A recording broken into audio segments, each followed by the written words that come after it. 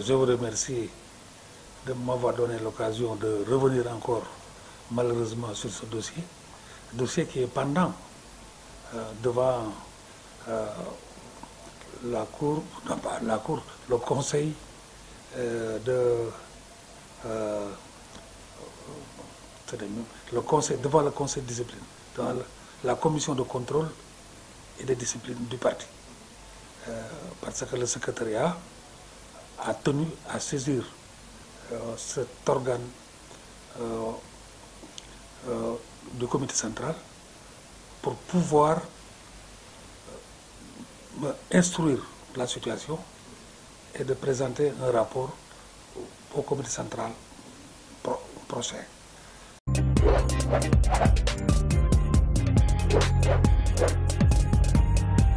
Pourquoi cette procédure? Parce que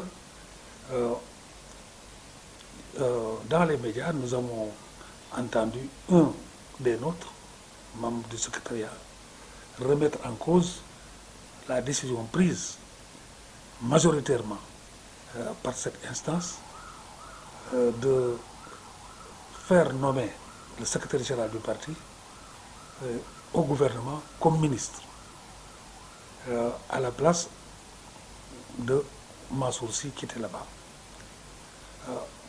Évidemment, de l'extérieur, les gens peuvent ne pas comprendre, mais ce qu'il y a en fait, ce qui a motivé cela, c'est que nous avons constaté que quand notre secrétaire général exerçait des fonctions de ministre, dans Sokho par exemple, le parti était plus visible, la presse était plus accessible et il avait plus de moyens de descendre à la base et de rencontrer les populations. Voilà pourquoi nous avons voulu renouer à cette tradition, parce que, encore une fois, un parti dans un pays aussi médiatisé que le Sénégal, qui est invisible des écrans, dont le leader est invisible des écrans, inaudible dans les radios, en définitive, les gens ne savent plus est-ce que ce parti-là existe encore.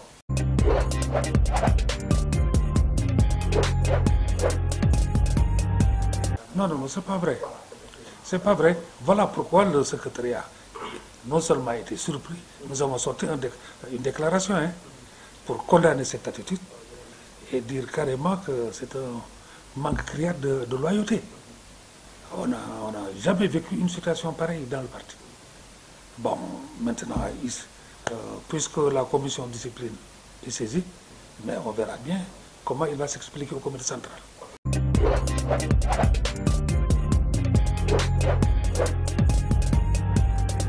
Il est à Dakar, il est malade, mais il se soigne.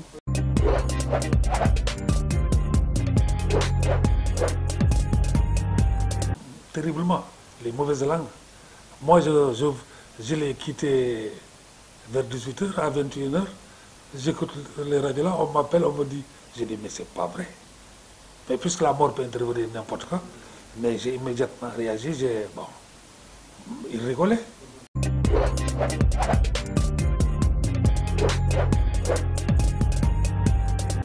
Servi. Est-ce qu'on est suffisamment responsabilisé? Voilà. Bon, vous savez, ce n'est pas la première fois que nous sommes dans une coalition gouvernementale. Nous l'avons été avec Abdou Diouf, nous l'avons été avec Wade et nous le sommes encore avec Macky. Une coalition gouvernementale veut dire quoi? Veut dire que celui qui est élu,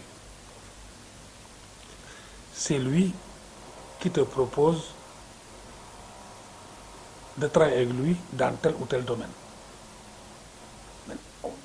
C'est à toi de prendre tes responsabilités. Si tu es d'accord, tu le fais. Si tu n'es pas d'accord, tu ne le fais pas. Mais tu ne peux pas dire que bon, il faut me donner ceci, il faut me donner cela, parce que sinon ce n'est même pas la peine d'y aller. Parce que, encore une fois, c'est le président de la République qui décide de son compagnonnage. Macky est au pouvoir, mais s'il pense que nous pouvons l'accompagner pour mettre en œuvre les changements auxquels il pense que le pays est mûr, mais écoutez, nous y allons, mais de là lui dire, vous nous avez donné peu, donnez-nous. Mais non, si nous ne pouvons pas l'accompagner tel que lui, il nous le propose, mais ce n'est pas la peine d'y aller.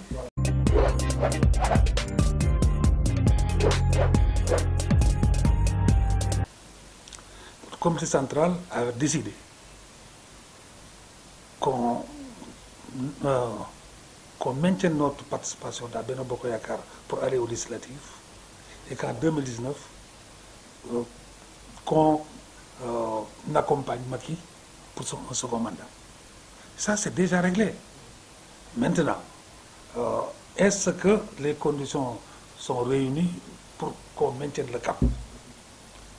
Est-ce qu'il n'y a pas des situations qui font que nous devons évaluer pour voir si on maintient le cap ou non?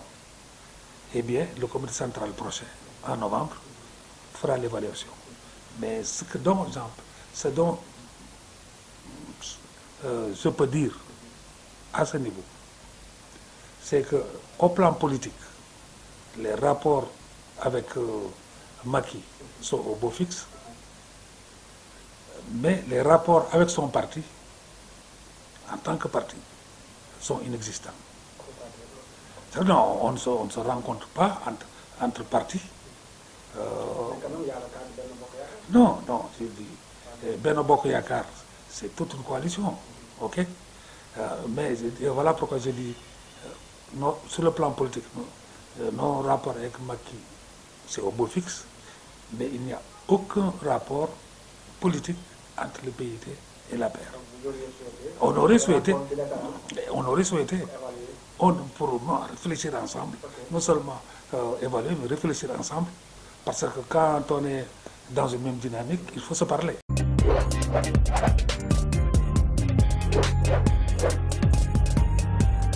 Non, il faut voir la nature de ces partis. Bon, d'accord, il y a une querelle de leadership à n'en plus finir, et certainement c'est à cause de ça que le parti n'est pas prêt à rencontrer un parti comme le nôtre. Avec le PDS aussi, c'est la même chose. C'est Wade le centre, tout le reste, c'était rien du tout. Donc, voilà pourquoi on comprend. Mais il est regrettable que des compagnons dans Benno Bokk Yakaar, comme le PIT et l'APR, ne puissent pas se parler.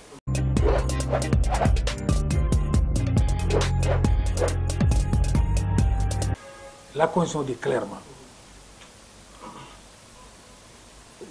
le président de la République est élu pour un mandat renouvelable une fois, point barre. Voilà ce que dit la Constitution. Il ne dit pas il est élu comment dirais-je? Non, il est élu, le président de la République est élu pour un mandat renouvelable une fois, terminé. Maintenant, les gens qui disent que oui, il fallait préciser que le mandat en cours est... Écoute, Abdoulaye Wade a essayé de nous jouer ce rôle-là, ce tour-là, mais ça n'a pas marché. C'est clair et net. Wade a fait une lecture politicienne de la Constitution. Voilà pourquoi on l'a combattu. Si Macky en fait de même, on le combattra. Mais non, je vous dis, il faut qu'on se dise les choses. Parce que une Constitution peut être interprétée comme on veut. Okay? Nous, ce n'est pas les interprétations des uns et des autres qui nous intéressent. Ce qui nous intéresse, c'est qu'il est élu pour un mandat renouvelable une fois. S'il veut faire un troisième mandat, il aura affaire à nous. Comme Wade a eu affaire à nous. Ça, il n'y a même pas à perdre son temps. Si jamais le Conseil constitutionnel considère ce mandat en cours ne fait pas partie des deux mandats, oui. Vous, en tant que légaliste. Oui. Écoutez, Wade, le Conseil constitutionnel avait dit que ce mandat en cours n'en faisait pas partie. Mais on l'a combattu malgré tout. Mais non, nous l'avons combattu. On n'y pouvait rien. nous l'avons combattu et les Sénégalais ont compris qu'il ne peut pas lui donner un troisième mandat. Voilà pourquoi il ne l'a pas eu. Ce n'est pas parce que Wade n'avait pas fait de réalisations, hein. Non, non, non, non. Parce que les Sénégalais, dans leur compréhension de la Constitution, ils ne peuvent pas donner plus de 2 mandats à quelqu'un. Clair. Mais c'est clair et net. Maintenant que les gens spéculent, théorisent, c'est leur problème. C'est leur problème. Les gens sont élus une fois, renouvelables une seule fois. Point barre.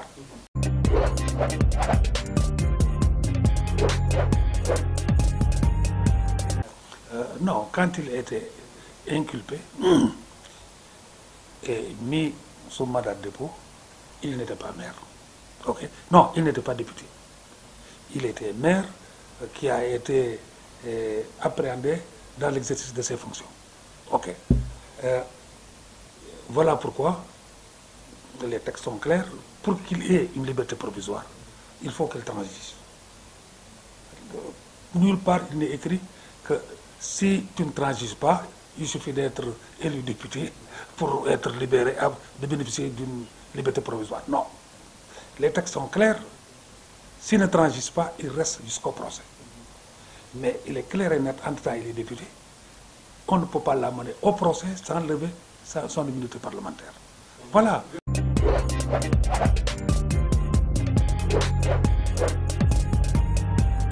Parce que les textes qui le condamnent disent qu'il faut qu'il transige. C'est clair. S'il ne transige pas, il va en jugement. Voilà. Les textes ne parlent pas de son statut politique. Il a été appréhendé quand il n'était pas député. Et les gens lui ont dit, écoute, si tu vois la liberté provisoire, il faut transiger. Il n'a pas voulu. Et ses avocats l'ont encouragé en pensant naïvement que s'il devient député, alors il va être libéré. Mais il oublie que ce n'est pas la même chose. Voilà, pour qu'il soit sûr d'être député, les gens en ont fait tête de liste jusqu'à casser cette dynamique de la coalition de l'opposition. C'est leur problème. Mais c'est les avocats qui lui ont mis dans la tête que s'il est élu député, il va sortir de prison. Mais écoute, ces avocats, où ils ont appris le droit en définitive.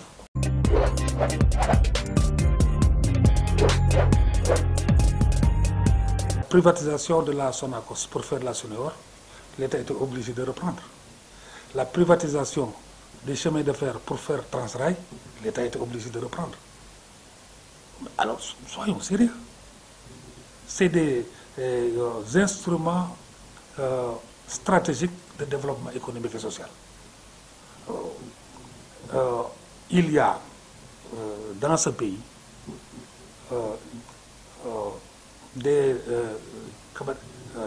capacités pour permettre à l'État et aux producteurs et aux travailleurs de prendre en charge l'huilerie qui reste dans le domaine public. Et pour ça, je vous dis que l'État devrait s'associer avec l'Union des coopératives agricoles, qui existe toujours, avec les syndicats des travailleurs, dont malheureusement certains disent parmi eux que oui, ils préfèrent la privatisation. Ils sont battus contre la privatisation. Maintenant, quand tu entends certains d'entre eux dire qu'ils sont pour la privatisation, moi, j'en ai vraiment un haut cœur incommensurable. Parce qu'il faut savoir dans ce domaine que l'industrie arachidière, c'est le poumon du développement de la production arachidière. Et quand l'État a repris la Suneor, c'est en ce moment-là qu'on a pu améliorer, non seulement de manière substantielle, les prix producteurs, mais améliorer les conditions des travailleurs.